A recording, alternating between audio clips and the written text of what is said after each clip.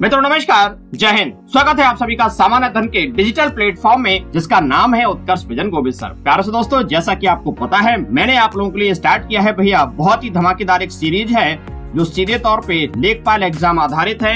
भैया 2 वीडियो में आपको दे चुका हूँ, ये रहा तीसरा वीडियो, बड़ा ही धमाकेदार, पूरा देखिएगा। निश्चित रूप से सिलेक्शन का आधार ये वीडियो बन करके रहेगा। तो चलिए स्टार्ट करते हैं। पहला सवाल, कौन सी झील तंजानिया और युगांडा के बीच की अंतर्राष्ट्रीय सीमा बनाती है? तो भैया ये 4 झीलें मैंने आपको बताई हैं। तो ध्यान रखेंगे, जो विक्टोरिया झील है वह इन दोनों की अंतर्राष्ट्रीय सीमा बनाती है। बात कर रहे हैं बैकाल की, तो भैया रूस में स्थित है। मिशिगन की बात कर रहे हैं तो यूएसए कनाडा की सीमा पर, और ओंटारियो यूएसए कनाडा की सीमा पर। अच्छा, मुख्य रूप से मैं आपको बता दूं भैया, जो महान झील प्रदेश है जिसको हम लोग कहते हैं ग्रेट लेक रीजन कहते हैं भैया, तो जो महान झील क्षेत्र है इसको भैया जी हम कहते हैं कौन सा, अंगुली नुमा क्षेत्र भी कहते हैं। झीलों का अंगुली नुमा क्षेत्र भी कहते हैं। और इसका जो विस्तार है भैया ध्यान रखेंगे, एक तो कनाडा में है और जो है आपका यूएसए में है। तो ध्यान रखेंगे, तो महान झील प्रदेश के अंतर्गत 5 झीलें शामिल होती हैं। भैया आराम से समझिए,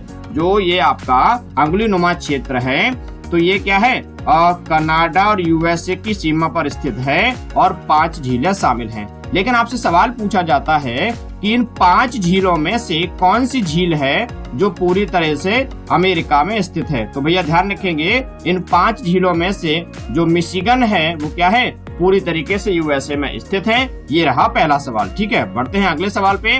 जब भारतीय राष्ट्रीय कांग्रेस ने भारत छोड़ो प्रस्ताव पारित किया तब इसका अध्यक्ष कौन था? ऑप्शन आपके सामने है भैया जी। तो उसमें ऑप्शन देखते हैं। सबसे पहले सरोजिनी नायडू, मौलाना अबुल कलाम आजाद, जवाहरलाल नेहरू और सुभाष चंद्र बोस। तो भैया क्या करना है, तो मौलाना अबुल कलाम आजाद जी जो हैं वो जब भारत छोड़ो प्रस्ताव पास हुआ था तब भारतीय राष्ट्रीय कांग्रेस के क्या थे भैया अध्यक्ष थे। इस बात को ध्यान में रखेंगे। और भी ये बात आपको पता होगी कि सबसे लंबे समय तक जो कांग्रेस के अध्यक्ष बने थे वो मौलाना अबुल कलाम आजाद जी ही बने थे। बात कर रहे हैं आईएनसी की, माने इंडियन नेशनल कांग्रेस की भैया जी बात कर रहे हैं, जिसकी स्थापना किसने, भैया ए.ओ. ह्यूम ने करी थी। इस बात को ध्यान में रखेंगे, मैं ए.ओ. ह्यूम जी की बात कर रहा हूँ। पढ़ते हैं भैया अगले सवाल पे। किसने गांधी और इरविन को 2 महात्मा कहा था? तो भैया ऑप्शन आपके सामने है, आजाद, जवाहरलाल नेहरू, सुभाष चंद्र बोस और कौन, सरोजिनी नायडू। आंसर आपके दिमाग में क्लिक हो चुका होगा। भैया जी सरोजिनी नायडू ने जो है वो गांधी और वायसराय इरविन जो थे, ध्यान रखेंगे, इन्हें 2 महात्मा की उपाधि दी थी। बात कर रहे हैं सरोजिनी नायडू की, तो भैया प्लैंक्वेन बियरर करके जो किताब है वह सरोजिनी नायडू जी की है। और बात सरोजिनी नायडू की करें तो वह जो है उत्तर प्रदेश की पहली महिला राज्यपाल रही, ये बात आपको पता होगी। और बात सरोजिनी नायडू की भैया जी करें, क्या बात है। ये आ गया सवाल बढ़िया वाला भैया। 1925 में कहा, भैया कानपुर अधिवेशन में भारतीय राष्ट्रीय कांग्रेस की पहली भारतीय महिला अध्यक्ष बनी थी। मैं बात कर रहा हूँ सरोजिनी नायडू की। अगले सवाल पे शिफ्ट करते हैं। अरे वाह, जलियांवाला बाग। भैया निश्चित रूप से भारत के इतिहास में बहुत ही गलत एक कांड हुआ था जिसमें निर्दोष भारतीयों को मारा गया था। जनरल डायर का नाम तो आपने सुना ही होगा। तो जलियांवाला बाग हत्याकांड के समय भारत के वायसराय कौन थे भैया? तो सवाल आप देख रहे होंगे, माउंटबेटन, रिपन, लॉर्ड चैम्सफोर्ड और इनमें से कोई नहीं। तो करेक्ट आंसर होगा भैया लॉर्ड चैम्सफोर्ड की बात कर रहे हैं, ठीक है ना। और जब ये घटना की बात करेंगे तो कौन सा, 13 अप्रैल 1919 को भैया जी अमृतसर में ये घटना हुई थी। और बात कर रहे हैं लॉर्ड चैम्सफोर्ड की, तो भैया ध्यान रखेंगे, एक सवाल आपसे पूछा जाता है कि 1919 का जब अधिनियम पास हुआ था उस समय भारत के वायसराय कौन थे? भैया ये भी यही प्रश्न बनेगा, माने लॉर्ड चैम्सफोर्ड की बात कर रहे हैं। बहुत सुंदर, पढ़ते जाएंगे भैया, बिल्कुल हार नहीं माननी है। दिल्ली का शिक्षा केंद्र, क्या बात है, ये रहा क्वेश्चन धमाकेदार। मदरसा ए बेगम की बात कर रहे हैं, कहलाता था। इसकी स्थापना किसने करी? तो ऑप्शन भैया महामनगा, अलाउद्दीन खिलजी, एमबीटी और इनमें से कोई नहीं। तो भैया ऑप्शन क्या होगा, महामनगा। हाँ सही समझा आपने भैया। ये वही महामनगा है जिनको अकबर की धाय माँ के रूप में, धात्री माँ के रूप में, पालन पोषण करने वाली माँ के रूप में जाना जाता है। और भैया बात जब महामनगा की आ गई हो तो आपको पता होगा भैया जी, पेटीकोट सरकार, कौन सी, पेटीकोट सरकार की जो है इनके समय में ही चली थी, अकबर के समय में, क्योंकि अकबर छोटे थे तो कुछ समय के लिए 2 से 3 साल के लिए पूरी शासन सत्ता जो है महामनगा के हाथों में आ गई थी। इसलिए भैया जी पेटीकोट सरकार का कॉन्सेप्ट निकल के आता है। ठीक है भैया, बढ़ते हैं अगले सवाल पे। बिल्कुल हिम्मत नहीं हारेंगे। संसद के लिए राष्ट्रपति का अभिभाषण कौन तैयार करता है? ठीक है ना, संसद, मंत्रिमंडल, लोकसभा सचिवालय और राष्ट्रपति सचिवालय। तो बड़ा अच्छा प्रश्न है भैया, आपका क्लिक हो चुका होगा ब्रेन में। केंद्रीय मंत्रिमंडल इज द राइट आंसर। मन, ठीक है ना, मन से तैयारी करनी है भैया, नोट भी कर लेना। इसका सबसे अच्छा तरीका भैया यह है कि एक बार तो आप पूरा वीडियो देख लें, इसके बाद फिर दूसरी बार वीडियो को पॉज करके आप इन प्रश्न को लिखते भी जाएंगे, जिससे आपको कोई असुविधा नहीं होगी। ठीक है, तो ध्यान रखेंगे, संसद के अभिभाषण की बात कर रहे हैं और बात जब संसद की आ गई है तो जानकारी दे दो भैया। संविधान के अनुच्छेद 108 में क्या है? संसद के संयुक्त अधिवेशन की बात की गई है भैया, इस बात को ध्यान जरूर रखिएगा। अगले सवाल पे बढ़ते हैं। किस नगर को भारत का सिराज कहा जाता है? बिल्कुल सही बात, तो भैया जौनपुर को भारत का सिराज कहा जाता है। और बात कर रहे हैं जौनपुर के, तो आपको भैया पता होगा कि जौनपुर जो है ना कहाँ भैया, गोमती नदी के किनारे है। ध्यान रखना, इंपॉर्टेंट बात बता रहा हूँ। और बात गोमती नदी की आ गई है, तो जो गंगा नदी है उसकी बाईं सहायक ऐसी नदी है जिसका उद्गम मैदानी क्षेत्र में है। ठीक है ना, पीलीभीत जिले में पड़ता है। ये ध्यान रखेंगे, बात कर रहे हैं जौनपुर की। ठीक है ना, अगला सवाल है भैया, जौनपुर शहर की स्थापना किसकी याद में की गई थी? तो मैं आपको बताना चाहूंगा कि जो है किसकी याद में की गई थी। तो आपका गयासुद्दीन तुगलक है, मोहम्मद तुगलक है, फिरोज तुगलक और अकबर। तो आंसर क्या होगा भैया? फिरोज तुगलक होगा, क्योंकि फिरोज तुगलक ने जो है अपने भाई सुल्तान महमूद, ठीक है ना, सुल्तान महमूद की याद में किया था। और जो है जौना खां, उसका वास्तविक नाम क्या था? उसके भाई का जो वास्तविक नाम था जौना खां था, उसकी याद में इसका जो है स्थापना की गई थी। ये ध्यान रखेंगे, ये बात बतानी थी आपको। अगला सवाल है भैया, मैंने आप लोगों के लिए बनाई है एक धमाकेदार वेबसाइट जो सीधे तौर पे सामान्य अध्ययन को आसान बनाने की दिशा में किया गया प्रयास है। आप इसको नोट कर लीजिए और गूगल में जब आप टाइप करेंगे भैया जी, तो विश्वास मानिए आपको आसानी से ये वेबसाइट मिल जाएगी। और आप भैया इस पे तैयारी जरूर करिएगा। सामान्य अध्ययन के बहुत सारे ब्लॉग डाले रखे हैं मैंने। utkarshvision.blogspot.com को जो भैया जी आप पढ़ेंगे, विश्वास मानिए आपको आनंद आ जाएगा। बहुत सारी बातें मैंने इसमें डाल रखी हैं। अगला सवाल है, प्राचीन स्थान जहां 60,000 मुनियों की सभा में संपूर्ण महाभारत का वाचन किया गया था भैया जी, काम्पिल्य, हस्तिनापुर, नैमिषारण और अहिछत्र। तो भैया जी नैमिषारण की अगर हम बात करें तो ध्यान रखेंगे, नैमिषारण वो पवित्र स्थल है जहां पर इस प्रकार का वाचन किया गया था महाभारत का। सॉरी, बात भैया नैमिषारण की करें तो नैमिषारण कहाँ पर है भैया? सीतापुर जिले में है। इस बात को ध्यान में रखेंगे, नैमिषारण। और ये वही नैमिषारण है जहाँ ऋषि दधीच की कहानी आपने सुनी होगी कि ऋषि दधीच ने अपना शरीर त्याग दिया था। आगे बात करते हैं भैया। हाँ बिल्कुल, यही बात मैंने अभी बताई है। नैमिषारण तीर्थ स्थल किस जिले में है? तो भैया सीतापुर में है। ये बात सामान्य सी मैंने आपको बता दी। हर्षवर्धन ने 2 महान धार्मिक सम्मेलन किए थे। बहुत ही ज्यादा अच्छा सवाल है ये। तो कहाँ पर है भैया? प्रयागराज और थानेश्वर वाला जो ऑप्शन है ये हर्षवर्धन की हम बात कर रहे हैं, ध्यान रखेंगे। अगली बात, महोदय किसका पुराना नाम है भैया? इंपॉर्टेंट बात बता रहे हैं। तो महोदय जो है कन्नौज का पुराना नाम है। कन्नौज को महोदय के नाम से जाना जाता है। उज्जैन किस नदी के किनारे है? बहुत अच्छा सवाल है भैया। जय महाकाल माने महाकाल का मंदिर है वहाँ पर। और बात कर रहे हैं क्षिप्रा नदी के किनारे। और बात उज्जैन की कर रहे हैं तो कहाँ भैया? मध्य प्रदेश की बात कर रहे हैं, ध्यान से इसको याद कर लेना।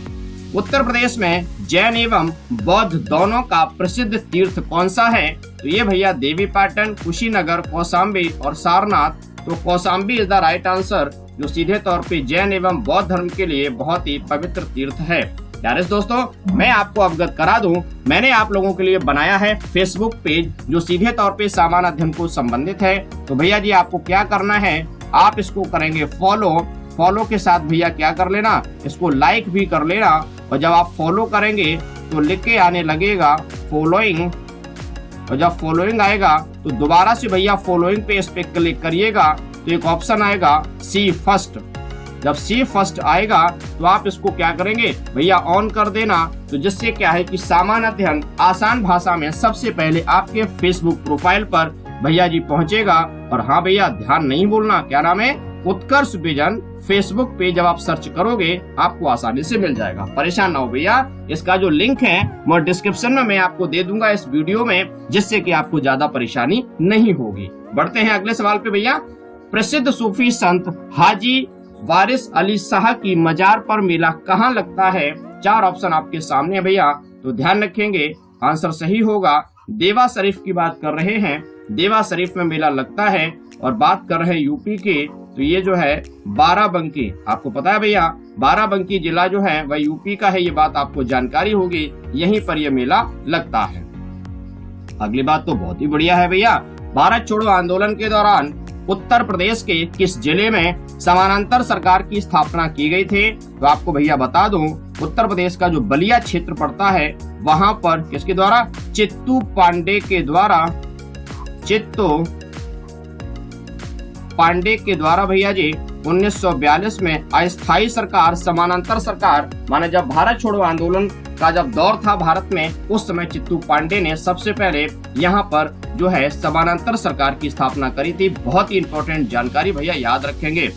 चौरी चौरा नामक स्थान किस जनपद में स्थित है? भैया बिल्कुल आप लोग दिमाग में क्लिक हो चुका होगा, गोरखपुर में चौरी चौरा नामक स्थान पड़ता है, क्योंकि यहाँ पर भैया आपको पता है कि एक कार्रवाई हुई थी जिसमें कि उस पुलिस वालों को जो है जला के मार दिया गया था। और इसी घटना से आहत होकर महात्मा गांधी जी ने जो नॉन कॉपरेशन मूवमेंट था, माने असहयोग आंदोलन था, उसे रद्द करने की घोषणा करी थी। चौरी चौरा का एक बहुत बड़ा महत्व है भारत की आजादी में जो घटनाएं हुई थी। अगला बढ़ते हैं भैया। अवध राज्य का ब्रिटिश राज्य में विलय कब हुआ था? 1854, 1859, 1860, कोई नहीं। तो भैया जी आंसर होगा कोई नहीं, क्योंकि 1856 में जो है ब्रिटिश अवध राज्य का ब्रिटिश में विलय हुआ था। बढ़ते हैं अगले सवाल पे। अमीर खुसरो का जन्म कहाँ हुआ था? ऑप्शन है आगरा, कासगंज, बाराबंकी और इटावा। तो भैया इसको समझते हैं और बात करेंगे इसकी, तो भैया कासगंज सही आंसर है। अगर हम पुरानी किताबों को देखेंगे तो भाई एटा हम लोग मिलता है, और एटा के पटियाली गांव में, कौन सा, एटा के पटियाली गांव में इनका जन्म हुआ था। पर मैं आपको बता दूं कि एटा का बाद में जो है जो कासगंज क्षेत्र था वह एक जिले के रूप में बन गया है। तो अब जो पटियाली क्षेत्र है वह कहाँ पर, कासगंज क्षेत्र में है। तो अगर ऑप्शन लेटेस्ट अगर आए तो आपको कासगंज टिक करना है। हाँ, पुरानी किताबों में एटा है, ये बात अलग है। बढ़ते हैं अगली बात पे।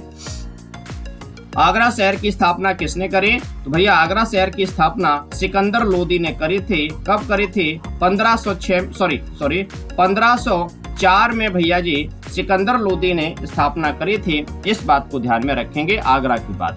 अमीर खुसरो ने किसके विकास में महत्वपूर्ण भूमिका निभाई है? बहुत ही इंपॉर्टेंट जानकारी भैया। तो खड़ी बोली के विकास में अमीर खुसरो ने बहुत बड़ी जो है महत्वपूर्ण भूमिका निभाई, ध्यान रखेंगे। महर्षि वाल्मीकि का आश्रम कहाँ स्थित है? तो 4 ऑप्शन आपके सामने मिल रहे हैं भैया। बिठूर क्षेत्र जो कानपुर में पड़ता है वहाँ महर्षि वाल्मीकि का आश्रम स्थित है। राष्ट्रीय हरित न्यायाधिकरण का मुख्यालय कहाँ पर है? भैया राष्ट्रीय का मतलब हो गया नेशनल, हरित का मतलब हो गया ग्रीन, न्यायाधिकरण का मतलब हो गया ट्राइब्यूनल। तो भैया ध्यान रखेंगे नेशनल, ठीक है ना, नेशनल ग्रीन ट्राइब्यूनल की बात भैया कर रहे हैं। तो इसका मुख्यालय कहाँ पर है? भैया इसका मुख्यालय है दिल्ली में। और दिल्ली का मतलब क्या है? भैया नई दिल्ली में इसका मुख्यालय है। एनजीटी क्या, एक एक्ट 2010 में पास हुआ था, उसके द्वारा एनजीटी बना है। और राष्ट्रीय पर्यावरण माने राष्ट्रीय स्तर में पर्यावरण को हानि पहुंचाने वाले जो कारक होते हैं भैया जी, उनके लिए एनजीटी बहुत जो है सुनवाई करता है और सजा आदि का प्रावधान भी करता है पेनाल्टी के रूप में। तो बात सीधी सी यह है एनजीटी की। और इस समय अगर एनजीटी के अध्यक्ष की बात करें भैया तो आदर्श कुमार गोयल, भैया नोट कर लेंगे, न्यायाधीश आदर्श कुमार गोयल जी जो हैं वो राष्ट्रीय हरित न्यायाधिकरण के कौन हैं? भैया अध्यक्ष हैं। अगला सवाल, हिंदू मुस्लिम एकता का प्रतीक सुलह कुल उत्सव का आयोजन कहाँ किया जाता है? बहुत बढ़िया सवाल है भैया। तो आगरा में हिंदू मुस्लिम एकता का जो प्रतीक जो आपका उत्सव है सुलह कुल, इसका आयोजन किया जाता है। आगरा क्लिक करेंगे। अगला सवाल है, बेगम समरू ने एक प्रसिद्ध चर्च का निर्माण कहाँ कराया था? ठीक है भैया, नैनीताल, आगरा, इटावा और सरधना। तो भैया Sardhana is the right answer. और बात अगर सरधना की करें तो मेरठ में इन्होंने जो है एक प्रसिद्ध चर्च का निर्माण कराया था। बात कर रहे हैं बेगम समरू की, तो मैं आपको भैया बता दूं, बेगम समरू का संबंध जो है दिल्ली से था और ये एक पेशे से तवायफ थी और इनको क्या कहीं ना कहीं से जो है इनको एक प्यार दुलार वाली बात लागू हो गई, जिसको हम लोग इश्क कहते हैं। तो फ्रांस के एक सैनिक थे, भैया ध्यान से सुनेंगे, फ्रांस के एक सैनिक थे मिस्टर वाल्टर सोम्ब्रे थे। इनसे इनकी बन गई सहमति और जब सहमति बन गई तो लंबा समय इन दोनों ने एक साथ गुजारा। बाद में मिस्टर सोम्ब्रे की डेथ हो गई, इनका निधन हो गया, तो इनको सम्मान इनकी याद में जो है एक कैथोलिक चर्च बनाया गया है। भैया ध्यान रखेंगे, ठीक है ना। बेगम समरू की बात कर रहे हैं, इनके द्वारा सरधना मेरठ में भैया जी उस चर्च बनाया गया और काफी प्रसिद्ध बड़ा सुंदर चर्च है और सरधना इस रूप में जाना जाता है, ध्यान में रखेंगे। और यहाँ पर भैया सरधना क्षेत्र में क्या होता है, मरियम का मेला भी लगता है, मरियम का मेला भी लगता है। बात कर रहे हैं मेरठ क्षेत्र की। और आप देख पा रहे होंगे चूंकि भैया यूपी लेखपाल की एग्जाम है तो यूपी के क्वेश्चंस भी मैं कुछ शामिल कर रहा हूँ इस सीरीज में। चिंता ना करिए, मैं अलग से भी इसमें शामिल करूंगा और बहुत सारे क्वेश्चंस होंगे, आप बिल्कुल चिंता ना करिए और बस केवल आपका काम है पढ़ते जाइए। अगला सवाल, उत्तर भारत का मैनचेस्टर भैया किसे कहते हैं? तो उत्तर भारत का मैनचेस्टर कानपुर को कहते हैं, ठीक है भैया। और बात कर रहे हैं मैनचेस्टर की, तो भैया मैनचेस्टर का मतलब है व्यापारिक नगर, ठीक है भैया। अगली बात करते हैं, भारत का मैनचेस्टर किसे कहते हैं? भैया अहमदाबाद को कहते हैं, इस बात को ध्यान में रखेंगे। और आपका दक्षिण भारत का मैनचेस्टर किसे कहते हैं? कोयम्बटूर को कहते हैं। और मैनचेस्टर का मतलब ब्रिटेन में एक नगर है जो व्यापार से संबंधित है, सूती वस्त्र उद्योग आदि का व्यापार होता है वहाँ पर, तो इसलिए वहाँ उपाधि दे दी गई है। 3 प्रश्न मैंने आपको दिए हैं अलग अलग, जिससे कि आप कंफ्यूज ना हो पाए। अगली बात, राष्ट्रीय वानस्पतिक अनुसंधान संस्थान की बात अगर हम करें भैया, नेशनल बॉटनिकल रिसर्च इंस्टीट्यूट जो है कहाँ पर है? भैया लखनऊ में है, इस बात को ध्यान में रखेंगे। आरबीसी की बात आ गई है भैया, तो क्वेश्चन नंबर 30 पे हम लोग आ गए, 30 पे आ गए हैं। माने रेड ब्लड कार्पसेल्स की अगर हम बात करें भैया तो जीवन काल कितना होता है? 120 दिन का होता है, बहुत सही बात। और आरबीसी का कब्रिस्तान, ठीक है ना, माने कहाँ पर आरबीसी जमा होती हैं, ये सवाल बहुत इंपॉर्टेंट है। तो भैया जो प्लीहा है उसे हम आरबीसी का कब्रिस्तान कहते हैं और अंग्रेजी में इसे हम कहते हैं स्प्लीन, ठीक है ना। और बात स्प्लीन की करें तो मैं एक चित्र के माध्यम से आपको समझाने की कोशिश कर रहा हूँ, ठीक है ना भैया। मैं आपको भी बता रहा हूँ, देखो इस प्रकार से जो हमारी आंतें होती है ना, ये तो यहीं पर छोटी सी जो आकृति मैं बना रहा हूँ, ये मैं जो आपकी आकृति बना रहा हूँ, ये वाली जो है ना, यही जो है स्प्लीन होता है। और इसको हम लोग क्या कहते हैं भैया? इसको हम लोग तिल्ली के रूप में भी जानते हैं, तिल्ली, ठीक है। स्प्लीन को ध्यान रखेंगे, तो ये जरूरी बात मैं आपको बताना चाह रहा था। बढ़ते हैं अगले सवाल पे, नीला थोथा किसे कहते हैं? भैया कॉपर सल्फेट को जो है नीला थोथा के रूप में जाना जाता है। सबसे पहले किस एंटीबायोटिक की खोज की गई थी? भैया पेनिसिलिन की खोज की गई थी अलेक्जेंडर फ्लेमिंग के द्वारा। भैया जी एक सामान्य सा प्रश्न था, रिवीजन के तौर पे भी दे रहा हूँ, पेनिसिलिन की खोज की गई थी। बढ़ते हैं आगे, राष्ट्रीय ऊंट अनुसंधान संस्थान कहाँ है? तो भैया जी राष्ट्रीय ऊंट अनुसंधान संस्थान बीकानेर राजस्थान में पड़ता है, ठीक है ना। बात का मतलब ऊंट का मतलब क्या है भैया? कैमल की बात कर रहे हैं, जिसको रेगिस्तान का जहाज भी कहते हैं। और क्यों कहते हैं? क्योंकि इसके जो पैर हैं वो कैसे हैं? गद्दीदार होते हैं, जिससे कि रेगिस्तानी क्षेत्र में आसानी से मूव कर पाता है। लेडी रतन टाटा ट्रॉफी किस खेल से संबंधित है? भैया इंपॉर्टेंट बात है, तो आप करेंगे हॉकी से, हॉकी से संबंधित है lady Ratan Tata trophy, important बात है भैया। अगला सवाल, माना दर्रा किस राज्य में है? तो भैया माना दर्रा जो है उत्तराखंड में है। और भैया दर्रे की अगर बात करें तो दर्रे को हम लोग कहते हैं क्या? भैया पास कहते हैं। और पास का मतलब है 2 पहाड़ों के मध्य, ठीक है ना भैया। मैं चित्र के माध्यम से डिफाइन कर दे रहा हूँ, 2 पहाड़ों के मध्य एक पतला सकरा रास्ता, जिससे आसानी से, ये प्राकृतिक होते हैं जनरली, है ना, और जिससे आना जाने का जो है मार्ग प्रशस्त हो, इसे हम क्या कहते हैं? भैया पास कहते हैं। और हाँ भैया, अगर आपने पास माने दर्रों का मैंने वीडियो डाल रखा है यूट्यूब चैनल पे, ठीक है, तो भैया प्लीज उसको जरूर देखिएगा, क्योंकि मैंने वो ढेर सारे जो दर्रे हैं वो मैंने सारी उस पर बात करी है। अगली बात कर रहे हैं, किस अधिनियम के द्वारा केंद्र में द्वैध शासन व्यवस्था को स्थापित किया गया भैया? तो बड़ा इंपॉर्टेंट क्वेश्चन है। तो जो है केंद्र में द्वैध शासन की बात आएगी तो 1935 के भारत शासन अधिनियम के द्वारा जो है केंद्र में द्वैध शासन लागू किया गया। हालांकि अगर हम राज्य में द्वैध शासन की बात करेंगे तो वह 1919 का अधिनियम था। इस बात को भैया ध्यान में रखेंगे।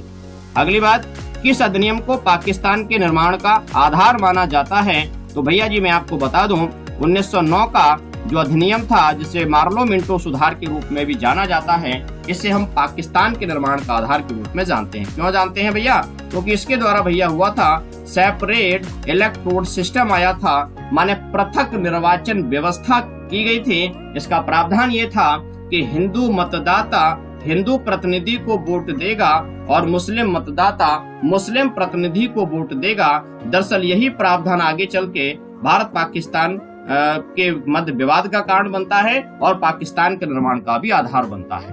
बढ़ते हैं अगले सवाल पे। भारत का संघीय न्यायालय किस वर्ष स्थापित किया गया? 1935 के अधिनियम के द्वारा भैया जी 1935 में ये स्थापित किया गया था। मैं फेडरल कोर्ट की बात कर रहा हूँ। संविधान की समीक्षा करने का अधिकार किसे प्राप्त है? भैया सर्वोच्च न्यायालय को प्राप्त है। सर्वोच्च न्यायालय, बड़ा इंपॉर्टेंट क्वेश्चन बात कर रहे हैं भैया।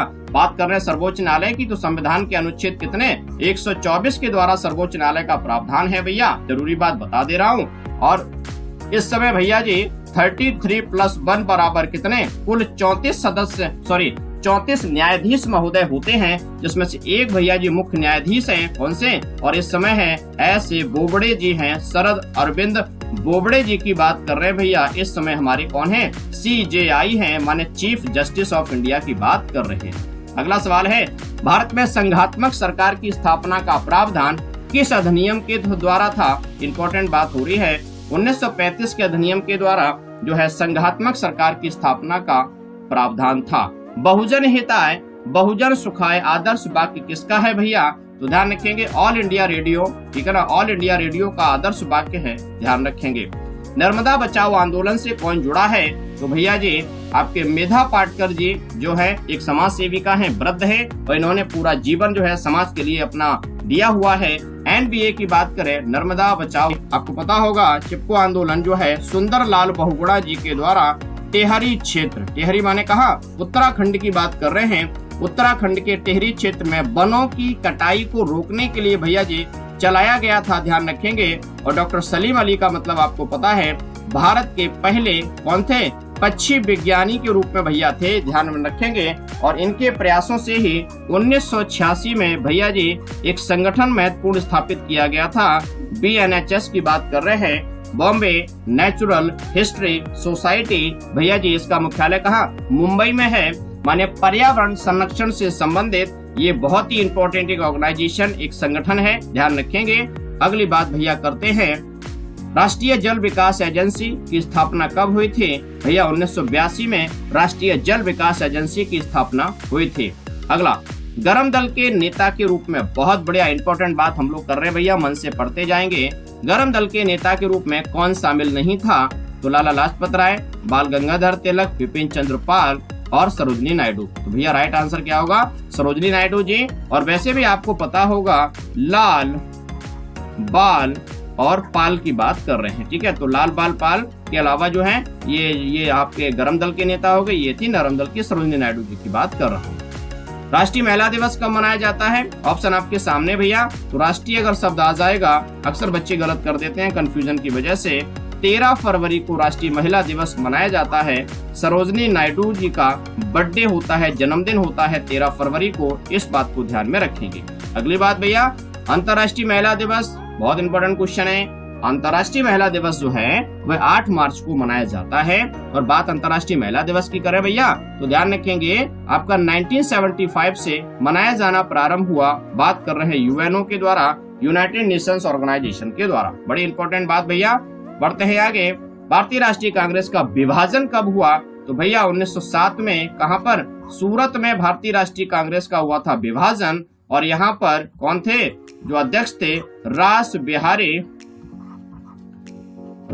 बिहारी घोष थे। घाघड़ी भैया ध्यान रखेंगे, घोष अलग है, बोस अलग है। तो रास बिहारी घोष जी जो है वो यहाँ पे कौन थे भैया? ध्यान रखेंगे, भारतीय राष्ट्रीय कांग्रेस के विभाजन के समय अध्यक्ष थे।